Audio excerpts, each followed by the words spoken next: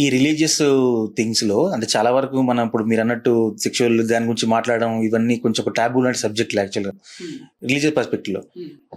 General డాక్టర్లు ఎంతవరకు నమ్ముతారు దీన్ని? అంటే డాక్టర్లు యాక్చువల్గా దేవుని నమ్ముతారా? రిలీజియస్ పర్స్పెక్టివ్ లో ఉన్న ఐడియాలజీని నమ్ముతారా? Doctor is also human being. అవునా, డాక్టర్ కూడా ట్రెడిషన్ ఫాలో అవుతారు. ఇప్పుడు డాక్టర్ వాళ్ళ ఇంట్లో కూడా కొన్ని నమ్మకాలు ఉంటాయి, చాలా మంది ఫాలో అవుతారు వాళ్ళ నమ్మకాలను బట్టి. కొంతమంది అబ్సల్యూట్లీ సైన్స్ నమ్ముతారు, కొంతమంది ఎథీస్ట్ ఉంటారు, ఇంకొంతమంది దే ఫాలో దే ట్రెడిషన్స్ ని కీప్ అప్ చేయటం తప్పని నేను అనను. It's our India is known for hour rich and varied heritage. So it's individual choice. ఈ దేవుని నమ్మినాం మేము, ఆ దేవుని నమ్మినాం, అక్కడికి వెళ్ళి పూజలు చేసినాం, ఇక్కడికి వెళ్ళి పూజలు చేసినాం, ఎంతవరకు ఇదే జరుగుతుంది తప్పితే ఈ ట్రీట్మెంట్ తీసుకున్నాం, ఈ ఫెసిలిటీ ఇక్కడ ఏంది, ఇక్కడ ఈ టాబ్లెట్ వాడినాం, ఈ ప్రొసీజర్ ను ఫాలో అయినాం అనే దాని మీద అవేర్నెస్ తక్కువ ఉంది. పూజలు చేయాలి, చేయొద్దని కాదు, బట్ మీరు ట్రీట్మెంట్ తీసుకొని సక్సెస్ అవ్వాలని పూజ చేయండి. నాట్ జస్ట్ పూజ చేస్తూ మీరు ఏం ట్రీట్మెంట్ తీసుకోకుండా దేవుడైనా ఎవరేం చేస్తారండి?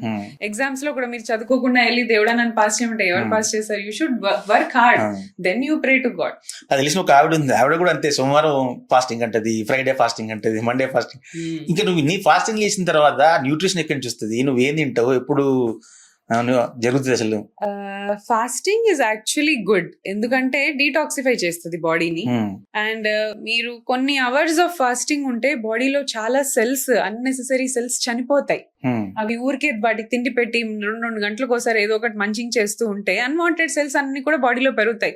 But when you fast for some 6 or 7 hours ఈ బ్యాడ్ సెల్స్ అన్ని కూడా చనిపోతాయి. It detoxifies your body. Fasting is actually good. Intermittent fasting ఇవన్నీ ఏంటో మనము ఈ వ్రతము ఇవి అనుకుంటాం, కానీ ఇంటర్మిటెంట్ ఫాస్టింగ్ అదే, దానికి ఇంగ్లీష్ లో ఒక ఫ్యాన్సీ నేమ్ పెట్టి ఒక డైట్ ఇస్తే అది ఫాలో చేస్తారు. దీన్ని మూఢనమ్మకం అంటారు. కొన్ని మరీ కొంతమంది రోజంతా ఒక చుక్క కూడా ఇది ఏం లేకుండా అట్లా తిరిగితే కళ్ళు తిరుగుతాయి, కానీ few hours of fasting is good. And light food తీసుకోవడం ఇదంతా మంచిదే. జనరల్ గా ఇప్పుడు యాజ్ ఎ డాక్టర్ గా మీ డైట్ చెప్పండి మేడం. జనరల్ గా మీరు ఏం తింటారు? జనరల్ డైట్ చెప్పండి, మీరు ఏం తింటారని చెప్పండి. ఓకే, సో నేను కూడా I eat only 2 meals per day. 2 meals. Morning breakfast? Yes, I eat at 11 o'clock and then I eat at 6:30.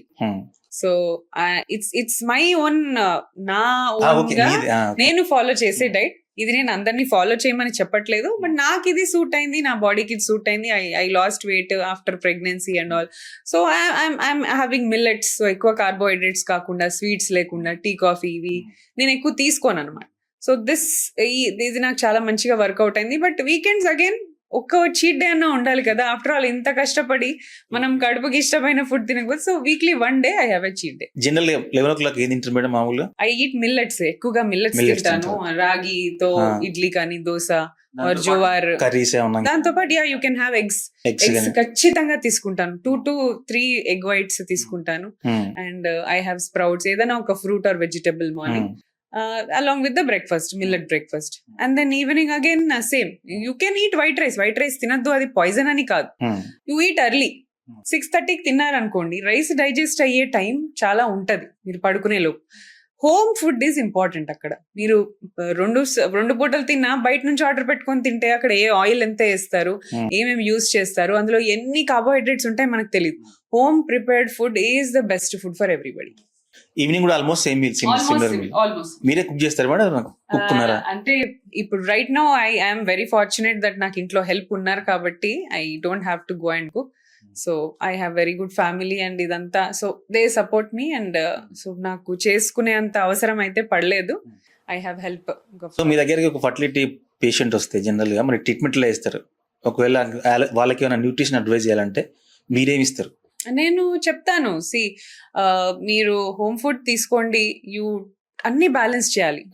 Food లో carbohydrates, protein, fat, omega 3, antioxidants ఇవన్నీ బ్యాలెన్స్డ్ గా తీసుకోవాలి. సో ఒక్కొక్క ఫుడ్ లో ఏదేది దొరుకుతుంది వాళ్ళకి క్లియర్ గా చెప్పి. కొంతమంది ఏం చేస్తారు, మీరు డైట్ చేసుకుని రండి, ఎక్సర్సైజ్ చేసుకుని రండి, వెయిట్ లాస్ అయ్యి రండి. ఏం ఎక్సర్సైజ్ చేయాలి, ఎట్లా డైట్ చేయాలి చెప్పరు.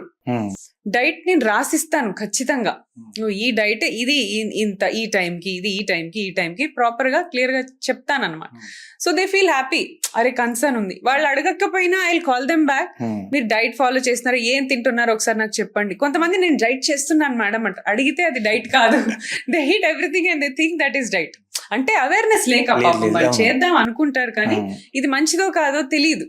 సో అవి క్లియర్ గా ఎక్స్ప్లెయిన్ చేసి ఎక్సర్సైజెస్ అంటే ఎలాంటివి ఉంటాయి, ఎంత సేవ్ చేయొచ్చు, అవన్నీ క్లియర్ గా చెప్పి పంపిస్తాం. మన జనరల్ హాస్పిటల్కి వెళ్తే అదే మేడం, అంటే ఆ ప్రిస్క్రిప్షన్ రాసేస్తాడు, ఇది పొద్దున 3 సాయంత్రం 3 సరే ఏం తినమంటే ఏదైనా తినేయండి అంటే ఏదైనా తినేయండి. అదే ఒక్కసారి క్వశ్చన్, ఒక్కసారి ఏదైనా అంటే ఎట్లా అనిపిస్తుంది ఒక్కసారి డైట్. బట్ ఇప్పుడు చాలా మంది నా దగ్గరకు వచ్చే వాళ్ళు ఆల్రెడీ డైట్ ఫాలో చేసే వస్తున్నారు. మేబీ ఇట్లాంటి పాడ్కాస్ట్ వీడియోస్ చూసి అందరు బాగా అవేర్నెస్ తెచ్చుకొని మంచిగా తినే మా దగ్గరకు వస్తున్నారు. Okay madam.